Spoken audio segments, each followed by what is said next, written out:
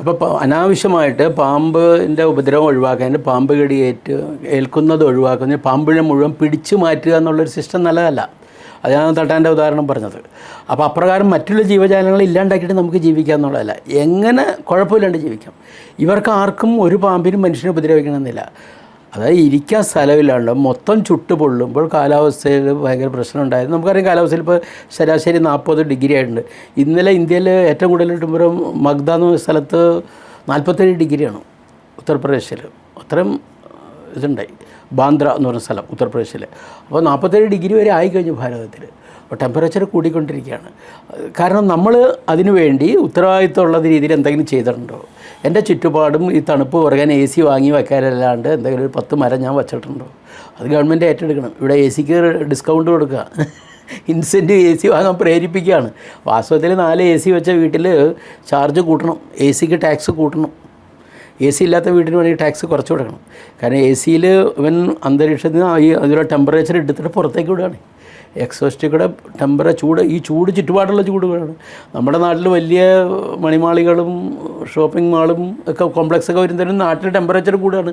കാരണം ആവറേജ് നിന്നിൻ്റെ സ്ഥാനം എടുത്ത് പുറത്തേക്ക് വിടുകയാണ്, ഇവന് മാത്രമേ ഇരിക്കാനുള്ളത്. അപ്പോൾ നമ്മുടെ സ്വാർത്ഥത അല്ലാത്ത രീതിയിൽ ഇപ്പോൾ ഒരു കാവുണ്ടെങ്കിൽ ആ കാവിൽ നിന്ന് ഓട്ടം 2 പൈപ്പ് അകത്തേക്ക് വെച്ച്, ഇസ്രായേലിലൊക്കെ അങ്ങനെ ഒരു ഇതുണ്ട്. വീടിൻ്റെ ചുറ്റും 4-5 വീടുണ്ടെങ്കിൽ നടുവിലൊരു പ്ലോട്ട് നിറച്ചും മരങ്ങളൊക്കെ ആയിരിക്കും. മരങ്ങളിൽ നിന്നൊരു ട്യൂബ് എടുത്തിട്ട് ആ പൈപ്പ് റൂമിൽ നടുവിലത്തെ സിറ്റിംഗ് റൂമിലേക്ക് വരും. അപ്പോൾ ഓട്ടോമാറ്റിക് ഇവിടെ ചൂടാവുമ്പോൾ വായു മുകളിലേക്ക് പോകും. ഈ റൂമിൽ ചൂടാവുമ്പോൾ വായു, അപ്പോൾ 4-5 മരം നിൽക്കുമ്പോൾ അതിൻ്റെ തണുത്തായിരിക്കും. അപ്പോൾ ഓട്ടോമാറ്റിക് എയർ അങ്ങോട്ട് വരും.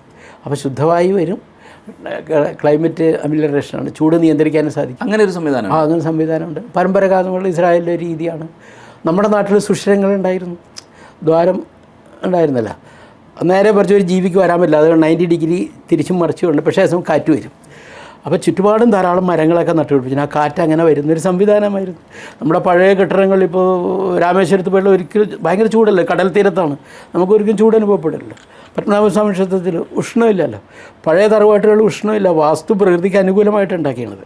അപ്പോൾ എല്ലാം നോക്കി എന്നിട്ട് മരങ്ങൾ വെച്ച് പിടിപ്പിക്കണം എന്ന് പറഞ്ഞിട്ടുണ്ട്. അപ്പോൾ രത്നച്ചുരുക്കം, നമ്മുടെ ചുറ്റുപാടുള്ള അന്തരീക്ഷത്തിൽ ചൂട് കുറഞ്ഞിട്ടുണ്ടെങ്കിൽ ഒരു 10 മരമെങ്കിലും വയ്ക്കാൻ പറ്റിയാൽ, ഒരു കിളിക്കിരിക്കാനുള്ള ഒരു മരക്കൊമ്പുണ്ടെങ്കിൽ, ഒരു പാമ്പിനിരിക്കാനുള്ള ഒരു പൊത്തുണ്ടെങ്കിൽ അവനവിടെ ഇരുന്നോളും, അവനിങ്ങോട്ട് വരില്ല. അപ്പോൾ എല്ലാം വെട്ടിക്കളഞ്ഞിട്ട് പിന്നെയും പാമ്പ് വരരുതെന്ന് പറഞ്ഞാൽ എന്ത് ചെയ്യാൻ പറ്റും? ഈ പാമ്പ് എല്ലാം ഒഴിവാക്കി കഴിഞ്ഞാൽ പറഞ്ഞില്ലേ 5 വർഷം കൂടി 75,000 പിടിച്ചിട്ടുണ്ടെങ്കിൽ അതിൻ്റെ ആഘാതം ഭയങ്കരമായിരിക്കും. അവൻ എന്തുമാത്രം ജീവികളെ നിയന്ത്രിച്ചിട്ടുണ്ടായിരിക്കും. ജൈവപരമായ നിയന്ത്രണമൊക്കെ പോയല്ലോ, അതിൻ്റെ ഡബിളായിട്ട് മാറില്ല. മറ്റേ ഇരകൾ അത് തിന്നിരുന്ന എലികളും തുരപ്പന്മാരും പെരുകി പ്ലേഗ് പോലത്തെ അസുഖം ഉണ്ടാക്കുമല്ലോ, ബാക്കി കീടങ്ങൾ ഉണ്ടാക്കുമല്ലോ. അപ്പോൾ നമ്മൾ അതിനെയും കൊല്ലും. അങ്ങനെ അവസാനം ഇറിവേഴ്സിബിളായിട്ടുള്ളൊരു പൊസിഷൻ എത്തും. ഇപ്പോൾ തന്നെ ടെമ്പറേച്ചർ കൂടി നമുക്ക് നിയന്ത്രിക്കാൻ പറ്റാത്ത പോലെയായി. അപ്പോൾ ഈ സമീപനത്തിലൊരു മാറ്റം വേണമെന്നുള്ളതാണ്. അപ്പോൾ പാമ്പിൻ്റെ ശല്യം ഒഴിവാക്കാനായിട്ട് പാമ്പിനിരിക്കാൻ സ്ഥലം ഉണ്ടാക്കുക എന്നുള്ളതാണ്. ഈ പറഞ്ഞാൽ ഒരു തെങ്ങിൻ മൂടെങ്കിലും പാമ്പിനായിട്ട് എടുത്തു വയ്ക്കുക, അവനവിടെ താമസിച്ചോളും. 10-20 വീട്ടുകാരിൽ അല്ലെങ്കിൽ 40 വീടുണ്ടെങ്കിൽ ഒരു കാവ്, നാട്ടിൽ 1-2 കാവുകൾ വേണം. കാവ് നിർബന്ധമായിട്ട് കാവെന്ന് വിളിക്കാൻ മതപരമായിട്ടുള്ള പേടിയുണ്ടെങ്കിൽ ഒരു കുട്ടിവനം എന്ന് പേര് വിളിച്ചോട്ടെ. അപ്പോൾ കുട്ടിവനം നാട്ടിലെ വെള്ളം നിയന്ത്രിച്ചോളും, വെള്ളത്തിൻ്റെ ക്വാളിറ്റി നിയന്ത്രിക്കും, ജലനിരപ്പ് നിയന്ത്രിക്കും, കാറ്റിനെ ഡിഫ്ലക്റ്റ് ചെയ്ത് മുകളിലേക്ക് വിടും, ഇൻസെക്റ്റുകളെ പിടിക്കാനുള്ള പക്ഷികൾക്ക് ജീവിക്കാൻ സാധിക്കും, പരാഗണം നടത്താനുള്ള പൂമ്പാറ്റകൾക്കൊക്കെ ഇതിൽ ജീവിക്കാൻ സാധിക്കും. ഇതിനെ നിയന്ത്രിക്കാം, ഈ തുരപ്പൻ എലിയൊക്കെ പിടിക്കാനുള്ള പാമ്പുകൾക്ക് ജീവിക്കാൻ സാധിക്കും. അപ്പോൾ അതൊരു ജൈവപരമായിട്ടുള്ള ഒരു വൈസ് സിസ്റ്റമാണ്. ഇപ്പോൾ നമ്മൾ ഈ പാമ്പ് പിടുത്തക്കാരെ വിളിച്ചു, അതായത് ഒരു അസുഖം വരുമ്പോൾ ഉടനെ സർജൻ്റെ അടുത്ത് കൊണ്ടുപോകണം. സർജനാകെ അവനെല്ലാം അറിയായിരിക്കും. ആ സർജൻ ചെയ്യുന്ന ഒരു സന്യാസി പോലെ ഇവന് ഗുണം ഉണ്ടാവണമെന്ന് വെച്ച് ചെയ്യുമായിരിക്കും. പക്ഷേ അയാൾക്ക് അറിയാവുന്ന വിധം ഉടനെ കയറുക എന്നുള്ളതാണ്. അത് ചെയ്യാണ്. നമ്മളാരും ആദ്യം സർജൻ്റെ അടുത്ത് പോകില്ലല്ലോ. നമ്മളൊക്കെ ആദ്യം ജനറൽ ഫിസിഷ്യൻ്റെ അടുത്ത് പോയിട്ട് കംപ്ലീറ്റ് പരിശോധിച്ച് നോക്കി ഒരു രക്ഷയില്ല, അതുമാത്രം ഒരു രക്ഷയാണെന്ന് സർജറി ചെയ്യാൻ പാടുള്ളൂ. ലാസ്റ്റ് റിസോർട്ടാണ് ഇത്. ആദ്യം തന്നെ പാമ്പ് പിടിക്കുന്ന വിദ്യയാണ്. അപ്പോൾ അത് മാറ്റിയിട്ട് സമീപനത്തിൽ ഇത്തരത്തിലുള്ള ചർച്ചകൾക്കും മീഡിയക്കാരും നോക്കണം. ഈ പാമ്പിൻ്റെ പ്രശ്നം പരിഹരിക്കുന്നതിന് വിളിക്കേണ്ടതും ഉപദേശം തേടുന്നതും പാമ്പ് പിടുത്തക്കാരുടെ മാത്രമല്ല. പാമ്പ് പിടുത്തക്കാർ കുറ്റക്കാരല്ല, പക്ഷേ അവർ സ്പെഷ്യലൈസ്ഡും പാമ്പ് പിടുത്തമാണ്. ഇതിൻ്റെ ഇക്കോളജിസ്റ്റുകളാണ് ചർച്ച ചെയ്യേണ്ടത്. ഗവൺമെൻറ്റിൻ്റെ നയം രൂപീകരിക്കേണ്ട ഇക്കോളജിസ്റ്റുകളാണ്. അത്തരത്തിലുള്ള പരിസ്ഥിതി ശാസ്ത്രജ്ഞന്മാരായിട്ട് ഇരുന്നിട്ട് മൊത്തം സൗഹാർദ്ദപൂർവ്വമായിട്ടുള്ള സഹവർത്തിത്വം എന്ന് പറയും, പീസ്ഫുൾ കോ എക്സിസ്റ്റൻസ്, ഹാർമോണിയസ് കോ എക്സിസ്റ്റൻസ്. അതിനുള്ള വിദ്യ എന്താണെന്ന് നോക്കണമെങ്കിൽ നമ്മുടെ നാട്ടിലെ എല്ലാ പരിസ്ഥിതി ദുരന്തങ്ങളും ഉണ്ടാകുന്ന ഈ ഹാർമോണിയസ് കോ എക്സിസ്റ്റൻസ് ഇല്ലാത്തതുകൊണ്ടാണ്. സെഗ്രിറ്റേറിയൻ ചിന്തയാണ്, ഒരു നാരോ മൈൻഡഡായിട്ട് ആ ഒരു വിഷയത്തെ മാത്രം. അപ്പോൾ ട്രബിൾ ഷൂട്ടേഴ്സ് പറയും, ഉടനെ ട്രബിൾ ഷൂട്ടേഴ്സിനോട് ചെയ്യാണ്.